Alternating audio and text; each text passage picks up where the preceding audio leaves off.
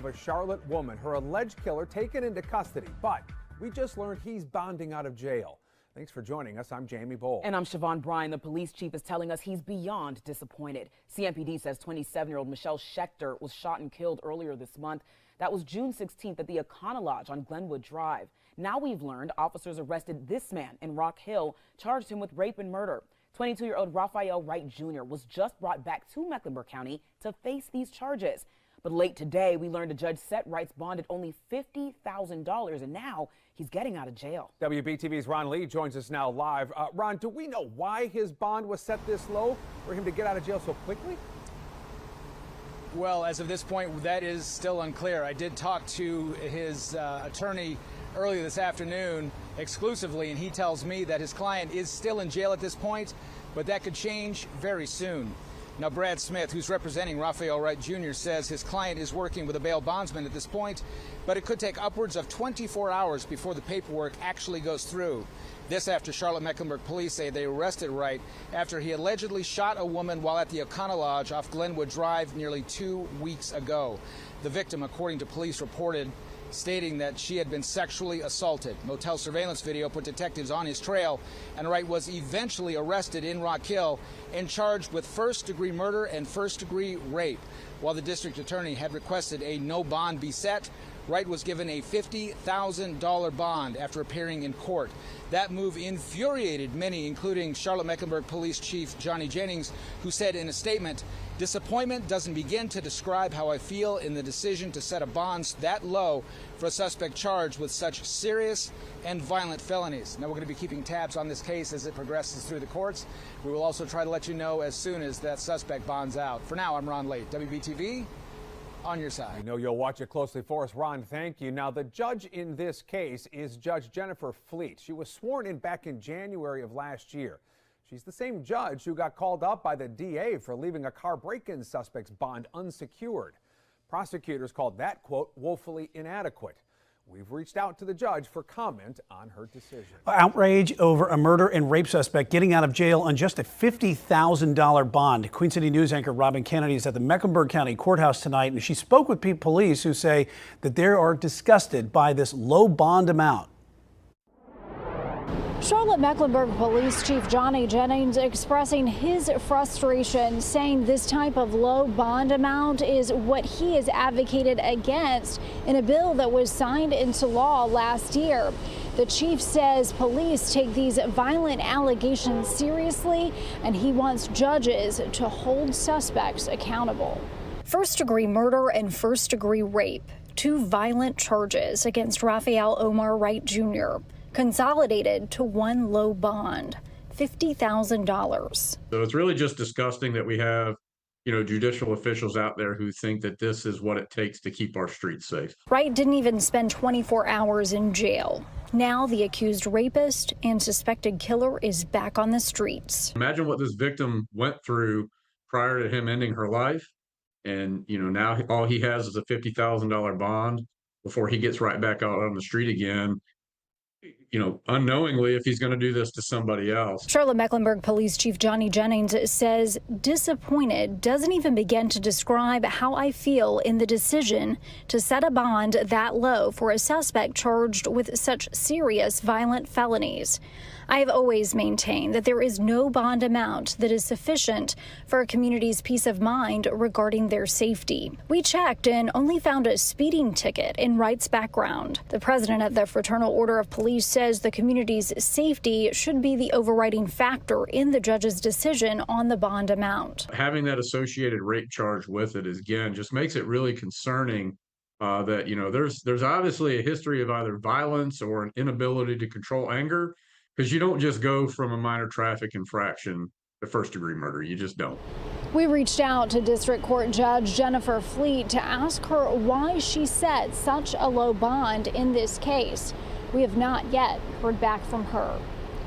I'm reporting at the Mecklenburg County Courthouse. Robin Kennedy. We are joined by Chief Legal Analyst Khalif Rhodes. Khalif, you're a former chief magistrate. You got some pretty good knowledge about how these type of things play out. What happened here? Was it judge discretion on the case, prior criminal history, as Robin was just talking about, or just by going by the letter of the law? Let me say a couple things. I have intimate knowledge of how that portion works in being a criminal defense attorney who primarily handles homicides. I typically know how that portion works as well. What I can say is this is not the normal case that an individual facing a homicide charge typically will go to the magistrate's office, go to their first appearance, and there either will be no bond at the magistrate's level by statute. They would get to the district court level, and the district court typically wouldn't touch it. They'd go to superior court, and they would set some type of bond, maybe in the hundreds of thousands of dollar range, or continue the no bond. And then months would go by, and then there would be an opportunity to address bond typically. So this is normally not how it happens. I'd say maybe once or twice I've seen this in the 14 plus years that I've done this, where the defendant is charged with a homicide case and the district court judge sets a bond similar in this range, but never where it's combined with a rape charge connected with that. So this is abnormally an unusual situation. It would probably be a combination of things. I mean, his history, he had no criminal history, but that's normally not enough. I mean, you have to look at the statute. The statute requires a number of factors, specifically the likelihood of this person committing a crime, the likelihood of committing a new violent crime, and their likelihood of appearing. And so when you weigh those types of things, specifically, the judge is looking at the weight of the evidence and the nature of the charge. And even though there's 13 total factors, those 2 factors are the ones that they are going to harp on. And so the nature of the charge, a homicide and a rape case, typically would deter a district court judge from setting any bond, and a superior court judge setting a really, really high bond. You know, there is the public outrage here. There is the public perception of something like this when you let somebody out who has been charged with this. And then there's also Chief Jennings, who says this just shouldn't be happening. Does the DA district attorney have any kind of input on something like this? Typically, the district attorney will be standing right there and they'll say, Your Honor, I object to that. And so this person would have either been represented by the public defender's office or would have hired an attorney. And so they would have brought them to their initial appearance right there at their first level. And the judge, the defense attorney would have been saying, Your Honor, he has no criminal history. He's alleged. Obviously, these are only allegations. My client has not done anything, set a low bond. The DA would immediately stand up and say, no, Your Honor, this is the charge. This is why. And it would be that back and forth. So, yes, they have an opportunity. Regarding Chief Jennings' comment, and I've talked to him about this before in the past, these are the types of things where he talked about making the changes in the past for the rape charges, for the violent crime charges, where the magistrates can't set conditions for release.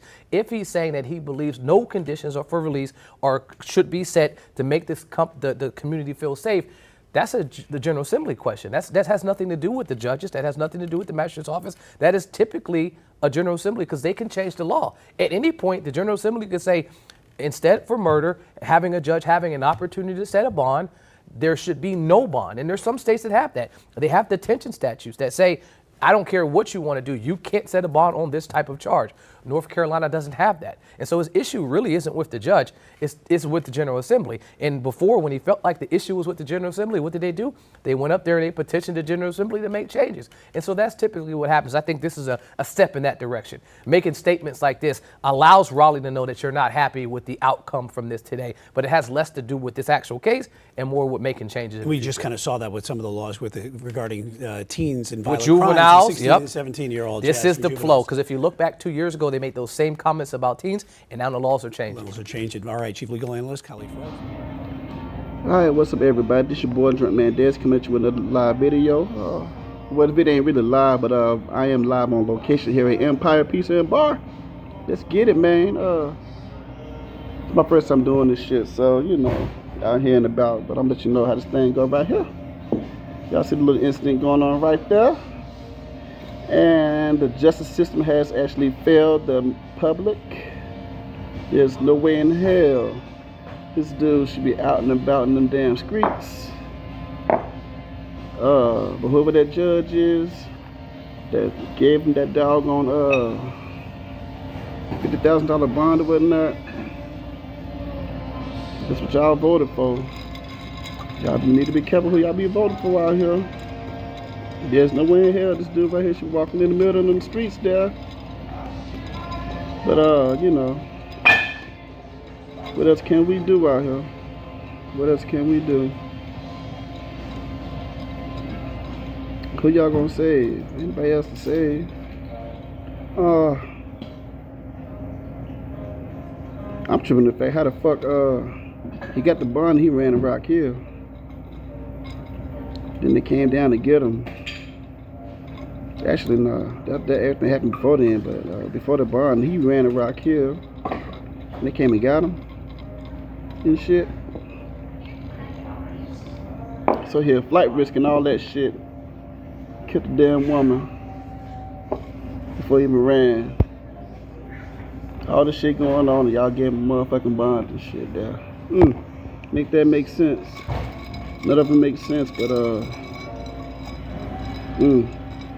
this is what we got going on out here, y'all. Y'all need to get y'all shit together there.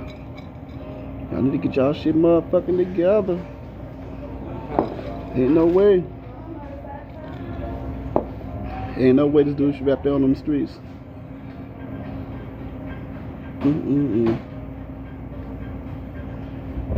It is what it is. I guess I'll just talk to y'all a little bit later. Let's get it.